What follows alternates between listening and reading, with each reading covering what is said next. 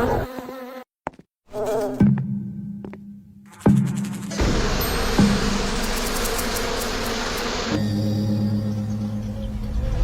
میں جب بھی سویٹنس کی بات آتی ہے تو لا محالہ شہد کا ذکر ضرور کیا جاتا ہے۔ کہا جاتا ہے کئی سویٹ چیزیں ایسی ہیں جو صحت کے لیے اچھی نہیں ہیں، زیادہ میٹھا نہ کھایا کرو، مگر شہد میں تو شفا ہے۔ ڈاکٹرز تک اس کے بارے میں ریکمنڈ کرتے ہیں کہ شہد کا استعمال کرنا چاہیے، وہی شہد جو شہد کی مکھی سے حاصل ہوتا ہے۔ ایک سوال اکثر ذہنوں میں آتا ہے کہ شہد کی مکھی پھول در پھول جاتی ہے، ان کا نیکٹر چوستی ہے، اس کو رس نکالتی ہے اور واپس لوٹ آتی ہے، لیکن اگر ہم کبھی پھولوں کی پتیوں کو چکھیں تو کبھی تو ان کا ذائقہ پھیکا ہوتا ہے، کبھی کڑوا بٹر ہوتا ہے اور کبھی بالکل بے ذائقہ ہوتا ہے۔ لیکن کمال یہ ہے کہ ان سے بننے والا شہد کتنا شیریں ہوتا ہے، اس میں مٹھاس کہاں سے آتی ہے، اور ایسی مٹھاس کی جس کی مثالیں دی جاتی ہوں۔ سبحان اللہ۔ اس شہد کی مٹھاس اور فضیلت کے حوالے سے حضرت سیدنا مولانا جلال الدین رومی رحمۃ اللہ تعالی علیہ اپنی مشہور زمانہ کتاب مثنوی شریف میں فرماتے ہیں کہ ایک بار رسول اللہ صلی اللہ تعالی علیہ وسلم نے شہد کی مکھی سے دریافت فرمایا کہ تو شہد کیسے بناتی ہے؟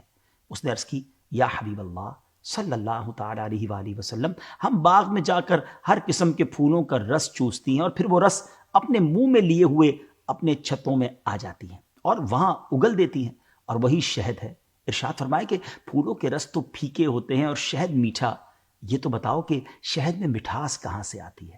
سبحان اللہ۔ اب جو مکھی نے جواب عرض کیا نا ناظرین، وہ سننے والا ہے۔ وہ کہتی ہے کہ ہمیں قدرت نے سکھا دیا ہے کہ چمن سے چھتے تک راستے بھر آپ صلی اللہ تعالی علیہ وآلہ وسلم پر درود شریف پڑھتی ہوئی آتی ہیں۔ شہد کی یہ لذت اور مٹھاس درود پاک ہی کی برکت سے ہے۔ صلو علی الحبیب صلی اللہ علی محمد صلی اللہ علیہ وسلم۔ ناظرین، سوچنے کی بات ہے کہ درود شریف کی برکت سے پھولوں کے پھیکے اور ترش رس مل کر ایک ہو گئے اور سب کا نام شہد ہو گیا۔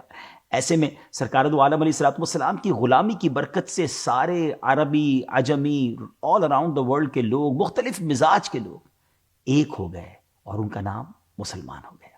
اور جس طرح درود شریف کی برکت سے پھیکا رس میٹھا ہو گیا نا، اگر آپ بھی ہم سب مل کر درود پاک پڑھتے رہیں گے نا تو ہماری پھیکی عبادتوں میں بھی قبولیت کی مٹھاس پیدا ہو جائے گی۔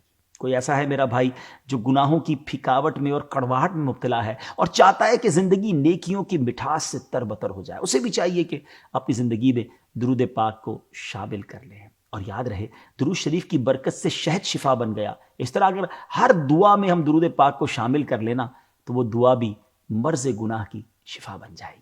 آئیے میں بھی نیت کروں، آپ بھی نیت کریں کہ کثرت کے ساتھ درود پاک پڑھیں گے۔ اللہ مجھے اور آپ کو کثرت سے درود پاک پڑھنے کی توفیق عطا فرمائے۔ صلو علی الحبیب صلی اللہ تعالی علی محمد صلی اللہ علیہ وسلم۔